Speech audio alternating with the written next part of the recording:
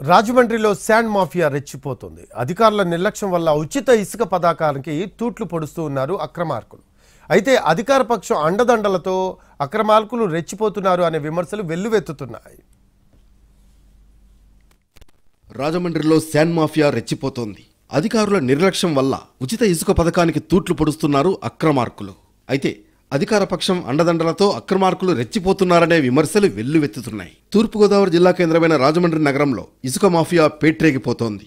ఉచిత ఇసుక పథకాన్ని ప్రభుత్వ మద్దతుతో అమలు చేయాలని నిబంధనలు ఉన్నాయి. కానీ కొందరు నేతలు, అధికారులు అక్రమార్కులతో కుమ్మక్కయ్యారనే ఆరోపణలు వినిపిస్తున్నాయి.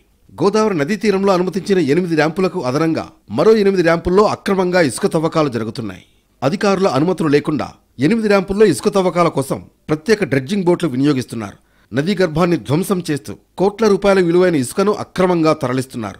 రాత్రి పగలు అనే తేడా లేకుండా ఇసుక తవ్వకాలు కొనసాగిస్తున్నారు. ప్రభుత్వం అనుమతించిన దానికి 4 గింతలు తవ్వుకుంటున్నారు. ఒక్కొక్క లారీలో 10 టన్నులకు బదులు 20 టన్నుల ఇసుకను తరలిస్తున్నారు. అలాగే ఒక లారీకి డబ్బులు చెల్లించి అదే బిల్లుతో మరో 4 ట్రిప్పులు అక్రమంగా తరలిస్తున్నారు. లారీలపై అడ్డగోలుగా ఎక్కువ ఇసుకను తరలించడంతో రహదారులు కూడా పాడైపోతున్నాయి. అధిక మొత్తంలో ఇసుక తవ్వడంతో గోదావరి ప్రవాహ మార్గం లోతుగా మారింది. ఇది వరద ప్రమాదాలకు దారితీస్తుంది. రక్షణ గట్టులపై కూడా ఈ తవ్వకాల ప్రభావం పడుతుందని ఈ ప్రాంత ప్రజలు ఆందోళన వ్యక్తం చేస్తున్నారు. ఇసుక తవ్వకాలను పర్యవేక్షించాల్సిన అధికారులు ఎమ్మెల్సీ ఎన్నికల హడావుడిలో పడి పట్టించుకోలేదు. ఇప్పుడు ఎన్నికలు ముగిసినా బాధ్యులపై చర్యలు తీసుకోవడానికి అధికారులు వెనకాడుతున్నారని మండిపడుతున్నారు స్థానికులు. రాత్రి వేళల్లో నిబంధనలకు విరుద్ధంగా గామన్ వారధికి సమీపంలో డ్రెడ్జింగ్ జరుగుతోంది. గోదావరి మధ్యలో ఉన్న లంకల వద్ద కూడా రహస్యంగా డ్రెడ్జింగ్ చేస్తున్నారు. వేల క్యూబిక్ మీటర్ల ఇసుకను అక్రమంగా తరలిస్తున్నారు. ఇసుకను ముందుగా ఓచోట డంప్ చేసి తర్వాత టిప్పర్లతో మార్కెట్లో అమ్ముతున్నారు.